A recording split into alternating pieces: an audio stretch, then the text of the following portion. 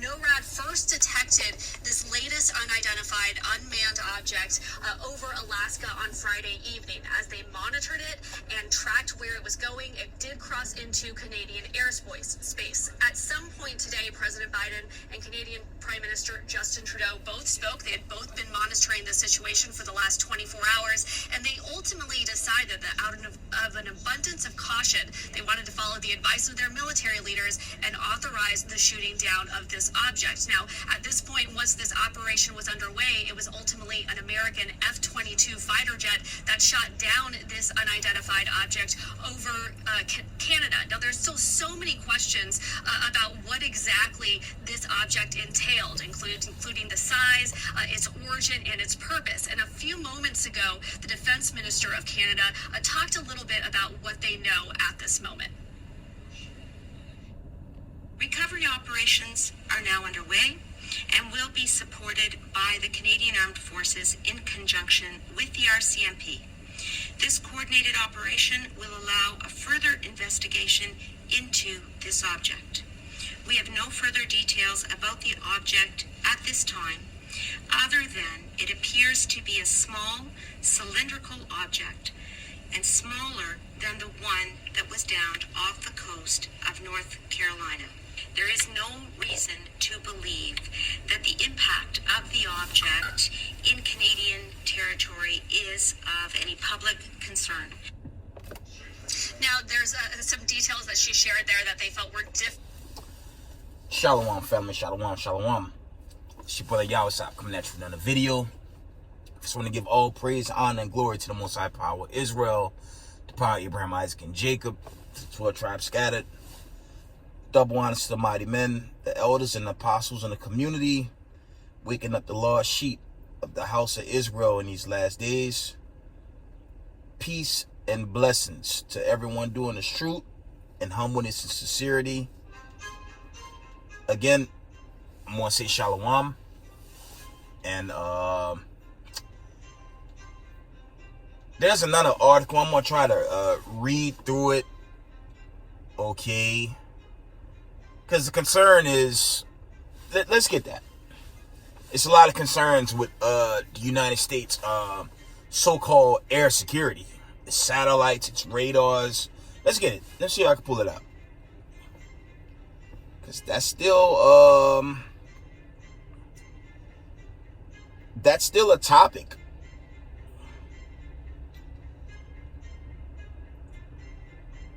Let me see if I can pull it.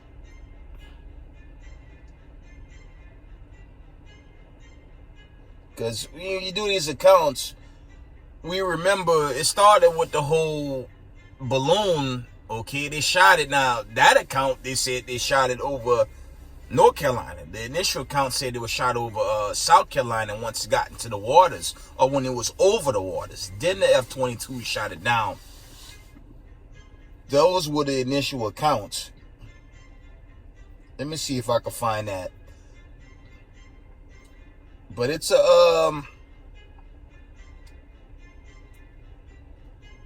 area of great concern. Let me see if I can just pull the notification. Slakia. Okay, I surfaced this yesterday. I'm on surface again. Okay. It says United States military has shot down a third unidentified flying object over Lake Huron in Michigan. Okay, that's the ladies, you know, through their media or whatever. They were giving a synopsis of what's going on. Okay, obviously after the fact, but it's still an ongoing condition. Okay, it says U.S. military, Slovakia. U.S. military has shot down a third unidentified flying object over Lake Huron in Michigan. Okay. I'm going to run through these notifications. It says mystery still remains over an airborne object over Montana. That's also going into the aftermath of the balloon that was shot down. But there were two other accounts of objects in the air over the skies of Canada and America, but this aftermath, okay, it raises a lot of questions of concern. See,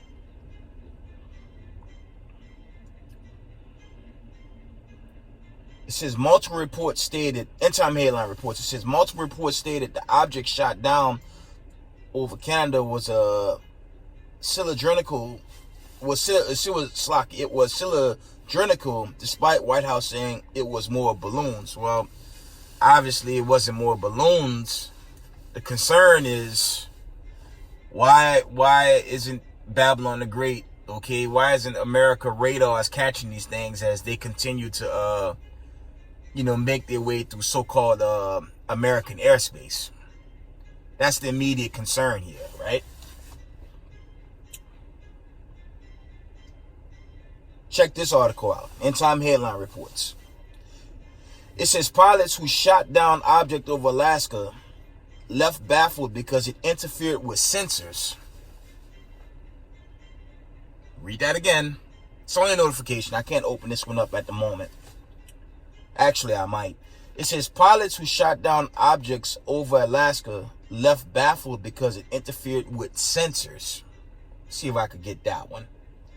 Run through this. Slocky, run through this one too. Turkey earthquake death toll has now surpassed 33,000. And again, that's just the Most High visiting this earth. There's a condition which is so-called American radar and insecurity, right? And just other calamities are going to continue to take Babylon the Great, coming to this destruction, aka the deliverance. Okay. I'm going to try to open this one.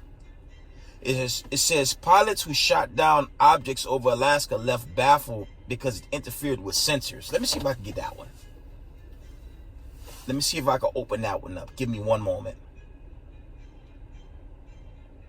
Okay. And a lot of people getting over the Super Bowl hangover, but I'm going to keep bringing news that's important for the Israelite community. Because the Most High, He sent this famine, plague, this pestilence, okay? It's not slack, and a lot more is going to happen going forward. Let's get that account.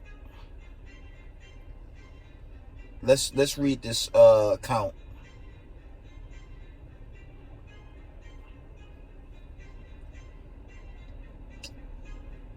All right, I got it. Let's read it. Pilots who shot down object over Alaska left baffled because it interfered with sensors. Okay, it's a short article. The pilots of U.S. Air Force F-35 fighters sent to intercept the mystery object over Alaska on Friday says that whatever it was had been interfering with sensors of the aircraft before they shot it down. Wow. Three unidentified objects have been spotted over North America in the past 10 days. Okay. The first, a giant airship the size of 3 buses, is understood to have origin in China, although the U.S. and Chinese governments disagree about its exact purpose. Okay. It says, while the Pentagon says it was a spy balloon, China says the monster airship was a civilian craft designed to monitor weather systems. But even if that turns out to be correct, the 2 smaller objects sighted over the United States, Slovakia. Let me carry on.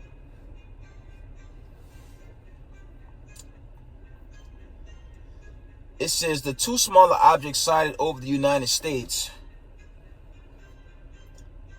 in recent days remain unexplained. I'm going to say that again. The 2 smaller objects sighted over the U.S. in recent days remain unexplained.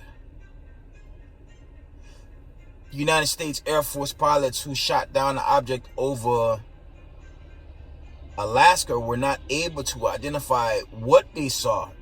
Reports. That's kind of off. Reading on. When the U.S. first detected the object over Alaska on Thursday, they sent up F-35 jets to see what was going on, she explained, and these pilots reported back very conflicting accounts. Okay, the pilots of the cutting-edge stealth fighter said that this object was actually interfering with the sensors of their aircraft, and they couldn't figure out why. Because there was no identifiable kind of surveillance equipment on the object, she said. The pilots were also mystified as to what kind of aircraft they were actually dealing with. According to the Bertrand, the pilots were saying that they did not see anything on the object that appeared able to propel it, that it seemed like there was no way this was actually able to stay in the air. It's possible that in the head of the high-speed, high-altitude encounter, the pilots may have misinterpreted the type of aircraft, which was described as being about the size of a small car. A Pentagon official told ABC News that the object was cylindrical. It says cylindrical and silverish gray, and gave the balloon-like appearance of floating without any sort of propulsion. Read this again. Try to read this right. A Pentagon official told ABC News that the object was cylindrical and silverish gray, and gave the balloon-like appearance of floating without any sort of propulsion. That's how that article ended. Right? Bit of a head scratcher, but they're still trying to figure out what it was. And that'll be foretold going forward. So we'll see. Let's see if there's any more articles, any notifications that I need to bring out before I hit some precepts, and we are in the video. Bring out some precepts, and I'll just end the video.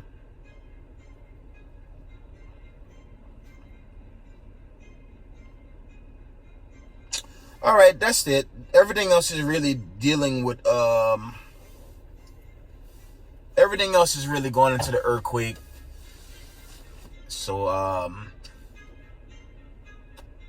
Israel, we just got to stay strong and keep these commandments while all these other conditions begin to unfold in these latter days, right?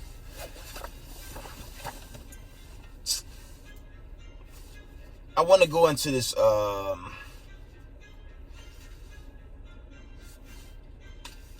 I have one of my history books, and I know they're about to go into this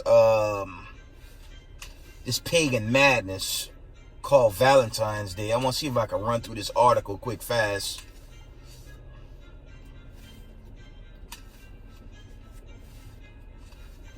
Just trying to find an account that deals with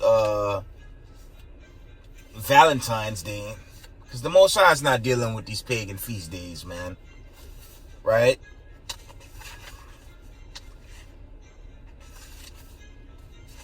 Just give me one moment.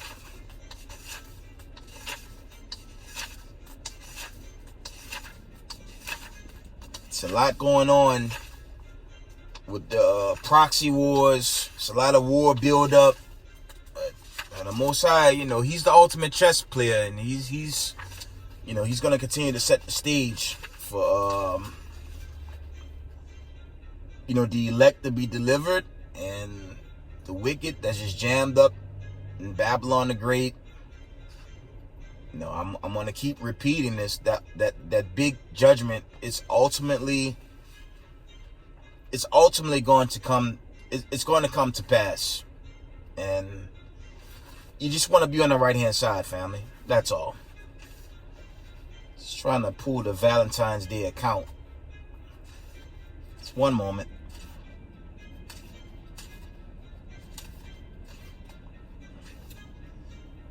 Well, let's get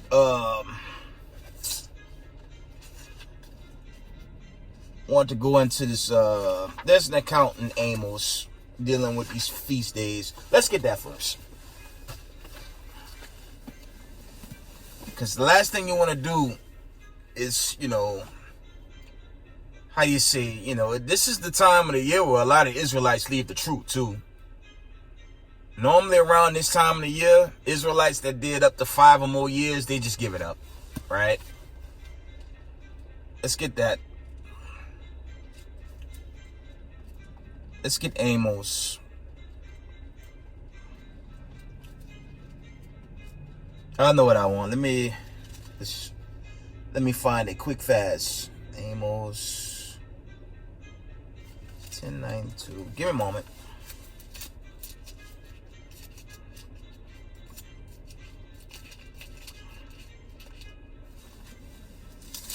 I think it's Amos 5. It's Amos 5 and verse let's get the classic. Let's get the classic in Amos 5 and verse 21. It reads, I despise your feast days, and I will not smell in your solemn assemblies. Okay, and that's dealing with those demonic Sunday church facilities, because there is no Sabbath on a Sunday. Sunday is the first day of the week. Okay, Sunday is not the Sabbath. Okay, Sunday is the first day of the week. And that don't line up with the 7th day. It just don't. Okay. From the top, it says, I hate and I despise your feast days, and I will not smell in your solemn assemblies. Because what did America give us? What Babylon the Great give us? They give us pagan holidays. Okay. And the Most High, when you go into the history of the Torah,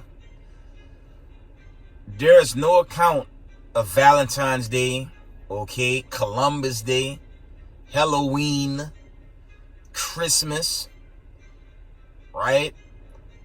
None of those pagan customs are found in the scriptures. But you have Passover, okay? You have new moons, you have feast days, okay? You have atonement where you fast.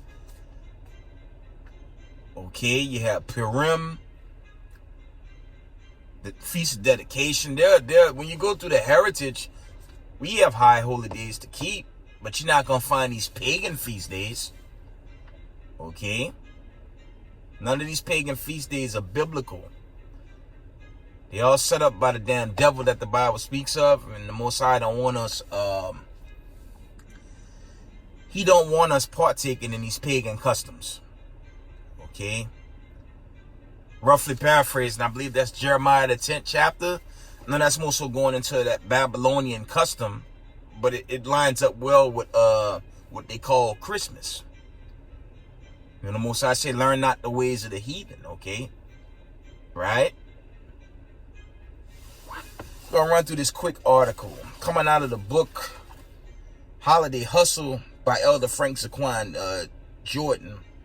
It says Holiday Hustle, controlling the black mind and finance. Okay. And who control the finances in America? The small hatters. Who own the Federal Reserve? The small hatters. When it comes to the banking system of the United States of America, the small hatters have total control. But when you read the Torah, this is basic teachings. When you read the scriptures, didn't the Most High put Israel under a curse when you read Deuteronomy 28:15 on down? And when you read the account in Deuteronomy 32 and 26, the Most High said, roughly paraphrasing, we would be ceased from among people. We would be destroyed as a nation of people. So, just knowing that, who are those small hatters according to the scriptures? Okay, the gigs up. Those are not the Hebrew Israelites. Those are the Dukes of Edom. Those are the top class of Edom. Those are so-called white supremacists. And those are the ones that take the money from these feast days, okay? These pagan feast days. Okay. This account reads Valentine's Day. Trying to get the chapter quick fast. I'll run through it and we're in the video. Trying to see what chapter this is. I think this is like chapter 4. I don't see page numbers, but I believe I'm in like chapter 4. The account reads Valentine's Day.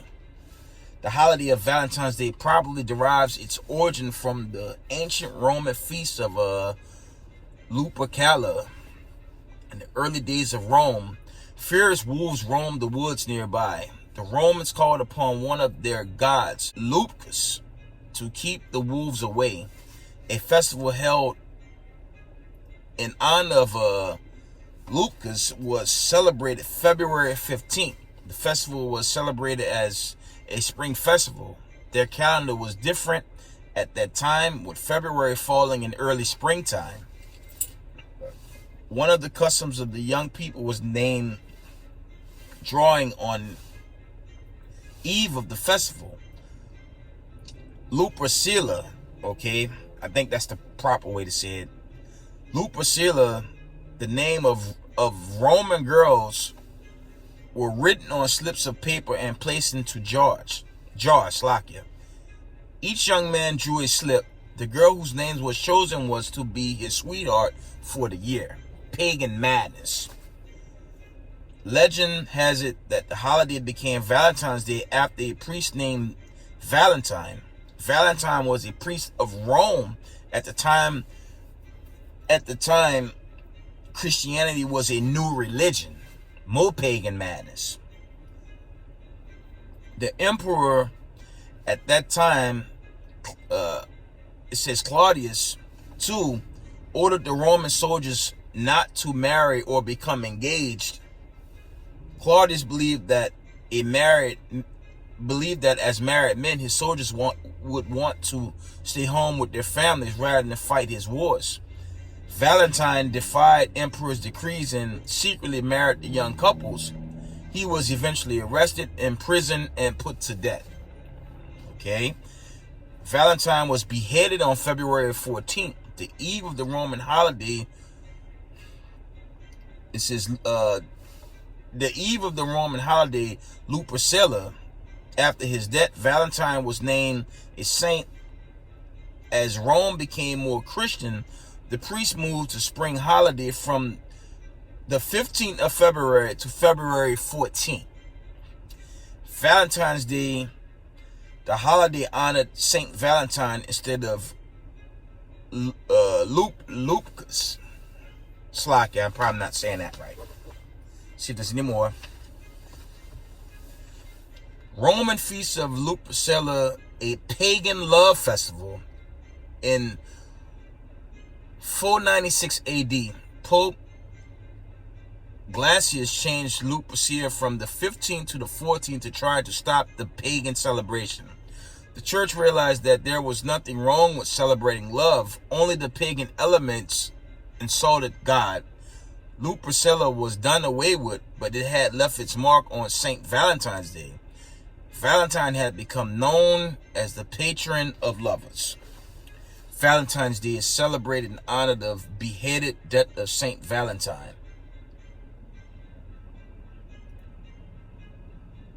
And that's a little brief history on pagan Valentine's Day.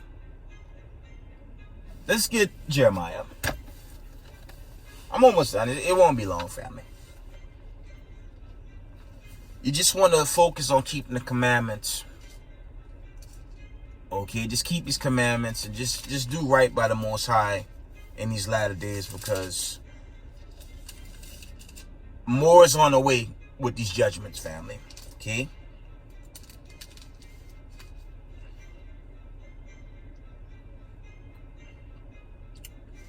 Jeremiah 10 and verse, I'm going to just read verse 2. It says, "Thus said the Lord, learn not the way of the heathen, and be not dismayed at the signs of heaven, for the heathen are dismayed at them." Okay, then it goes into the customs of pagan Christmas. That's what that really go into. It's a Babylonian custom that it goes into as far as that breakdown, but it's also synonymous with Christmas. Okay? Hamashiach Yahushua, when you read the book of Luke, I believe that's the 2nd chapter. There's no way Christ was born in the winter. Because when you read that account, you know, they kind of keep the animals, okay, the flocks or whatever, they kind of hide them during the winter. When you go into the time of the Passover, Christ is more so born around spring. At least when you do the history on his birth, it's more so around spring and not the cold of winter, which makes no damn sense. Right? See if there's any more.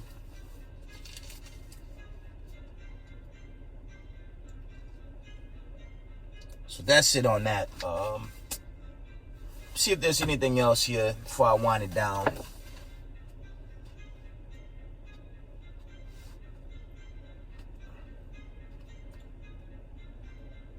Yeah, I think that's it on the whole Valentine's Day. Let's see if there's anything else regarding this Valentine's Day history. So America loved to push that paganism. One moment, family.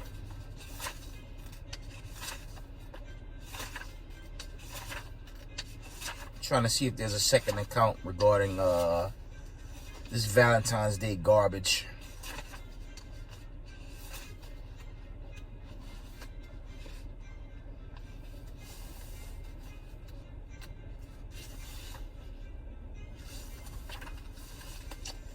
I want to read the short. I'm going to read these short 2 paragraphs, get a couple of more scriptures, and we're in the video. Reads, for many, if not all, blacks and Latinos that exist throughout North, Central, and Latin America are subject to these state laws. Ask yourselves this question. Why are we the hardest workers and the biggest consumers on the planet, and yet we're still looked upon by white Americans, so-called, as third or maybe in some cases fourth-class citizens? But yet we have supported this American economic system since we were brought here to the U.S. as slaves. Why? Okay. Could it be that we are the children of Israel that the Bible speaks of about so fervently? And we are still to this day living out the curses of our forefathers and mothers for breaking the law of righteous obedience in the past. Okay. This account here from Deuteronomy 20:48. It says, therefore shalt thou serve thine enemies which the Lord shall send against thee, in hunger and thirst and in nakedness and want of all things. You have an image of so-called children of the diaspora just buying and spending, coming out these racism, white supremacist stores and whatnot. Okay, that's why I laugh at them small hatters when they try to mock us and say we're not the people. Well, we know for certain they not the people. Okay, and I don't give a damn about no ADL, no neo-Nazis, no Ku Klux Klanmen. I don't give a shit about some racist white supremacists while they falling right now and gonna try to mock us because we come into the knowledge of who we are, right? And you got to stay thirsty in this thing, man. All the Israelites in this time of the year, they fall out the truth. You can fall out the truth and go where? You leave this truth, you walk in charcoal, man. Real talk, y'all. You leave this truth, it's a wrap once that happens. So I brought out earlier, there's a security condition.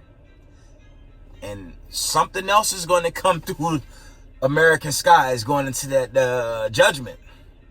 Okay? Them Sarmats going to make their presence felt very soon. It's a build-up, but ultimately, that will play out, family. Okay? Them silos going to open up, and it ain't going to be no damn air balloon and unknown objects, all this stuff that they catching right now. Something way more sinister going to come this way. because these days are approaching, right? See if there's anything else.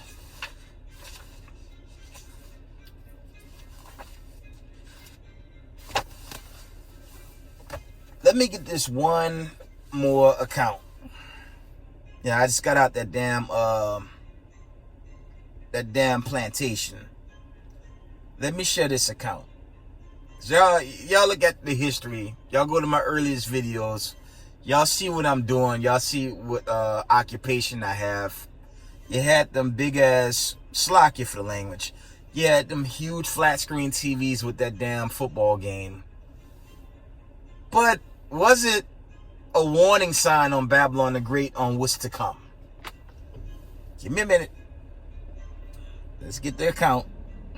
I'm gonna end it here. Let's get this account. Yeah, not a good look for Edom, right? Genesis 30 and 11.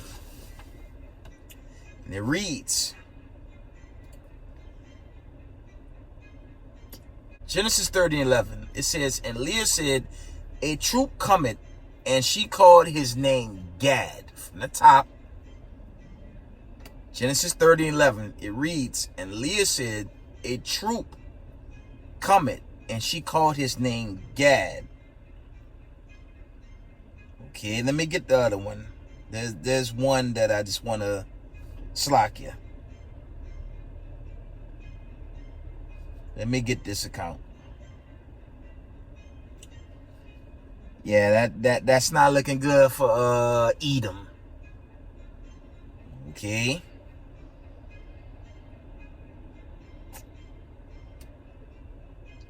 Let me pull this account. We gonna end it.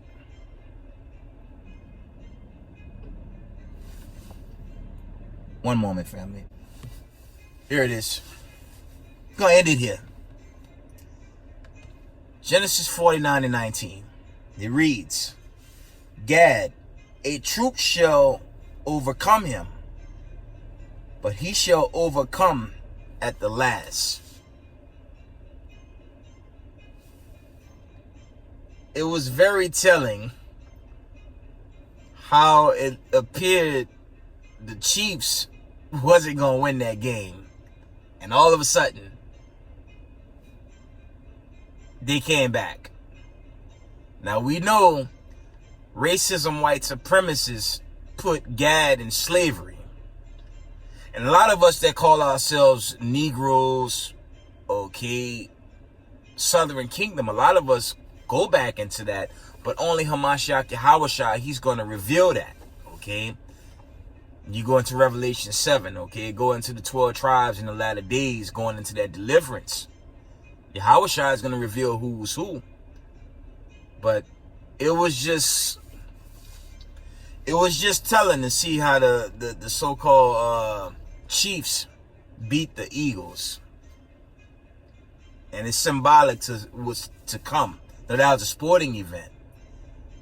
But Gad, as is written, Genesis 49 and 19, Gad, a troop shall overcome him, but he shall overcome at the last. Because the Israelites is going to overthrow Edom. Edom's going to slavery. You read Amos 9, I believe. I think it's 10 and 11. You're going to rebuild the places of old. Right? You go into Obadiah 1 and 18. It ain't going to be no more white supremacists to rule over Gad or the 12 tribes of Israel as a whole. Okay? And with that, I'm going to give all praise, honor, and glory to the Most High Power Israel, Power Abraham, Isaac, and Jacob. Double honor to the mighty men, the elders, and apostles in the community, waking up the lost sheep, the house of Israel in these last days. Peace and blessings to everyone doing this truth and humbleness, sincerity. Israel, I love y'all. We got next. Shalom.